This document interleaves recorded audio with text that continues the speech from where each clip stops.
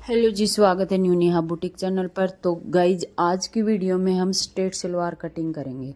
तो जितना भी अर्ज है, ये मैंने 2 मीटर कपड़ा लिया है और नीचे से एक्स्ट्रा कपड़ा निकाल देंगे। और इसको मैंने डबल करके डबल फोल्ड कर लिया, यानी 4 तह में फोल्ड कर लिया है इसको। तो ये सिंपल कटिंग होगी, इसमें कोई वो पल्ले वगैरह नहीं डलेगा, कली कली इसमें डलेंगी। तो यहाँ मैं लंबाई चेक कर रही हूँ सलवार की। वैसे तो मेरे को लंबाई आती है 39 इंच, पर 1 इंच कम करनी है ये सलवार। 1 इंच कम इसलिए करनी है ताकि ये है ना आगे से पोंचे पे ना गिरे। और आप ये देखो, मैं तिरछा करके इस तरीके से और फिर निशान लगाया है मैंने। आसन की साइड थोड़ा मैंने ऊंचा किया है। कितना ऊंचा किया है? ये मैंने 2-2.5 इंच ऊंचा कर दिया है। ये ऊंचा मैंने किस लिए कराया है? क्योंकि यहाँ अब हम आसन बनाएंगे और जो पीछे की साइड था हम इसने कटिंग कराएंगे ना सलवार, तो या पहनते समय पीछे तो उठेगी नहीं, इसलिए मैंने ये ऐसे तिरछा कर दिया। नीचे पोंचे का निशान लगा लेना है 7 इंच पे। 7 इंच चौड़ा रखूँगी। और अगर आपने ज़्यादा रखना है कम रखना, वो अपनी मर्जी था। और इस तरह से निशान लगा के या सलवार कटिंग करनी है। आसन का निशान मैंने लगाया है 10 इंच पर। तो इस तरीके से सलवार कटिंग करनी है। अगर थोड़ा सा पीछे की साइड या जो सिलाई लगावा ना, यो घेर ज़्यादा चाहिए, तो इसमें आप म्यानी भी डाल सको हो, ताकि पीछे तो सलवार नहीं उठे और आगे तो उठी उठी होनी चाहिए, ताकि पहुँचे पे ना गिरे। तो इस तरीके से मैंने इसको कटिंग कर लिया। ठीक है। ये आसन का निशान लगा के अंदर की साइड थोड़ी सी गोलाई दे दी है, ताकि या खड़ी खड़ी सी ये बने, पीछे तो ज़्यादा फैली फैली चौड़ी ना बने, इसलिए मैंने यहाँ पे इसको गोलाई में कटिंग कर दिया। तो यह सिंपल तरीके से इतनी सी कटिंग है। इसमें अगर कोई हैवी साइज की लेडीज है ना, तो इसमें म्यानी डाल लो 4-5 इंच की, तो यह सही रहेगी। अगर 37, 38, 36 इससे नीचे नीचे कमर है तो इतना ठीक है। और नॉर्मल कपड़े की चौड़ाई है, ऐसे नहीं है कि इसका ज़्यादा अर्ज है। तो यहाँ जब हम प्लेट डालेंगे तो 4-5 सारी प्लेट डलेगी छोटी छोटी, और एक प्लेट इसमें बड़ी डालांगा, जैसे 3 इंच जितनी बड़ी। तो ये मैंने कटिंग कर लिया। बचे हुए कपड़े में से मैं कर लूँगी बेल्ट कटिंग। अगर इसमें से नहीं करूँगी तो कुर्ती में से बचेगा, उसमें से कर लूँगी, कोई दिक्कत नहीं है। तो अब हम आ चुके हैं मशीन पर। मशीन पर सिंपल सबसे पहले तो आसन पे सिलाई लगानी है। आगे का आसन सिलना है, पीछे का आसन सिलना है। तो आसन पे सिलाई लगा लेते हैं। उसके बाद इसमें डालेंगे प्लेट। बेल्ट आपको पहले ही बना के रख लेनी है।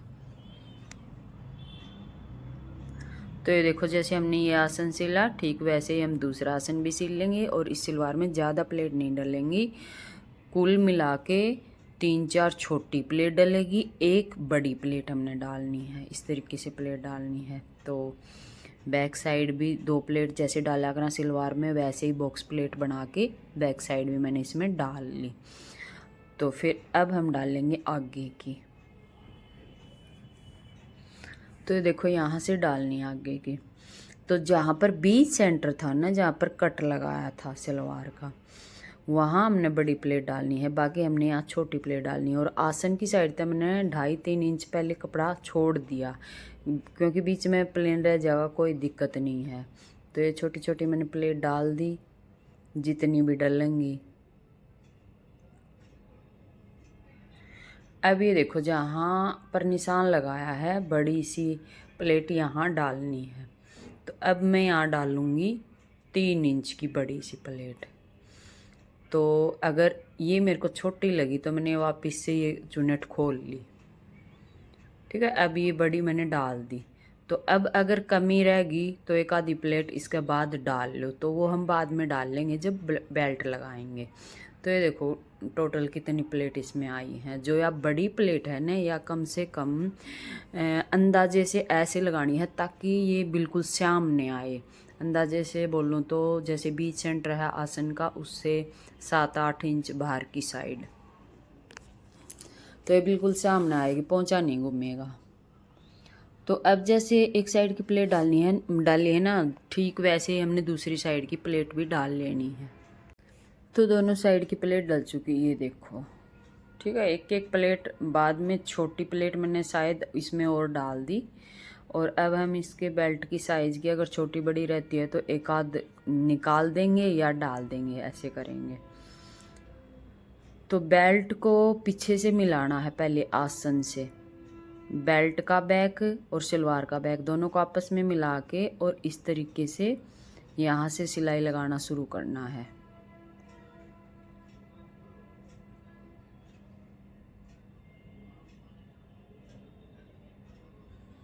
तो बैक हमारी आसानी से मिल चुकी है। अब फिर अगली साइड आना है और यहाँ तक हमने एक बार चेक करना है जो आगे का आसन है उसके साथ बिल्कुल बेल्ट का जो बीच सेंटर है वो आ रहा है या नहीं आ रहा है। अगर आ रहा है तो ठीक है, अगर छोटा बड़ा है तो हमने यहाँ नीचे की साइड प्लेट डालनी है। तो ये देखो मैंने एक प्लेट और डाल दी है। तो मैंने वापस खोलना पड़ा क्योंकि मैं आगे सोच रही थी आगे प्लेट डाल दूं, पर आगे मैंने इसलिए नहीं डाली, जो बीच वाली बड़ी प्लेट हमने डाल रखी है ना वो फिर बिल्कुल नज़दीक जा रही थी, इसलिए मैंने वहाँ के बजाय पीछे की साइड ही प्लेट डालना सही समझा। तो ये देखो जितना गैप है ना वो प्लेट मैं यहीं डाल दूँगी। तो इसी तरह तो दूसरी साइड का भी करना है। अब ये देखो अब ये मैच हो गया, बराबर हो गया।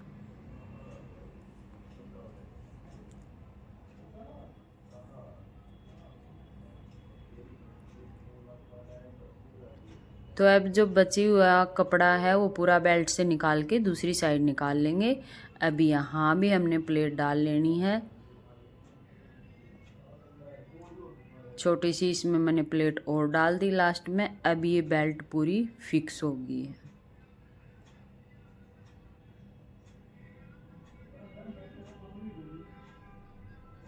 यहाँ पर थोड़ा सा मेरे को हल्का छोटा बड़ा लग रहा था, इसलिए मैंने थोड़ा सा ये दोबारा से ठीक करा है।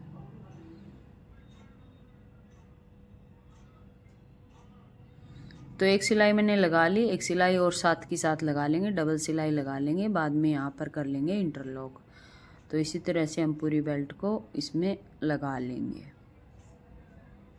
तो बेल्ट हमारी लग चुकी। अब सलवार का जो पोंचा है उसमें मैंने बुकरम नहीं लगानी, उसमें मैंने गोटे का काम करना है।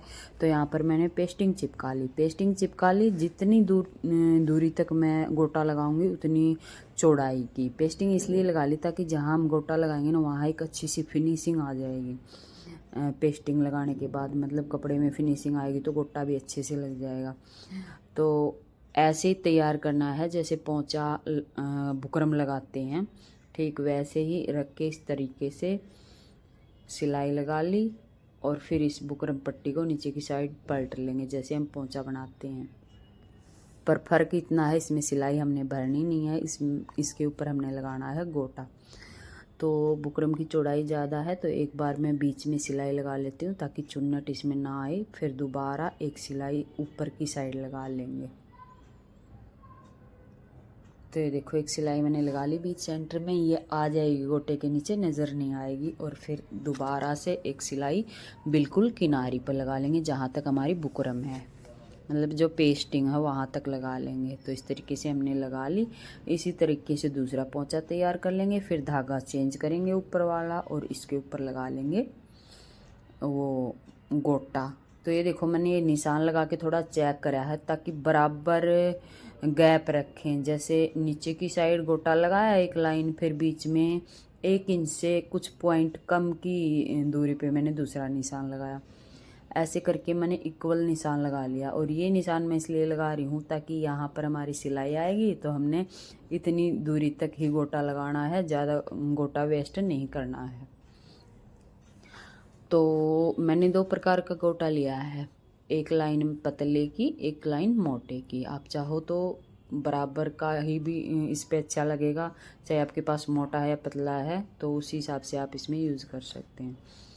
तो यहाँ से मैंने गोटा कटिंग कर दिया। अब ये थोड़ा चौड़ाई का गोटा है तो इसमें डबल सिलाई लगेगी और सिलाई लगाते समय ध्यान रखेंगे थोड़ी सी मोटी चाल रखेंगे। तो एक लाइन लगी, अब एक लाइन हमें यहाँ, तो इतना गैप हमने इसमें करना है और जितना भी गैप करेंगे बराबर से करेंगे, थोड़ा सा ध्यान रखेंगे सफाई से ताकि अच्छी फिनिशिंग के साथ गोटा लगे। तो इसी तरीके से हमने आगे की पूरी लाइन कंप्लीट करनी है, चाहे इसमें 4 लाइन बनो चाहे इसमें 5 लाइन बनो। तो ये देखो हमने सारी लाइन इसी तरीके से कंप्लीट करनी है। और ऐसी ऐसी सलवार है ना लड़कियों को, खास कर लड़कियों को चाहे लॉन्ग कुर्ती पे पहनो चाहे शॉर्ट कुर्ती पे पहनो, बहुत अच्छी लगती है इस तरह की सलवार। तो ये देखो इस तरीके से पोंचा आ जाएगा और दूसरा पोंचा भी इसी तरीके से तैयार कर लेंगे। फिर मैं आपको दिखाती हूँ इसका फुल लुक। तो मैंने इसके ऊपर बनाई ऊंची कुर्ती और मैंने पहना शिवरात्रि वाले दिन। तो कुछ बहनों ने कमेंट किया अच्छी लग रही है, कुछ ने बोला अच्छी नहीं लग रही। तो इस तरह का इसका लुक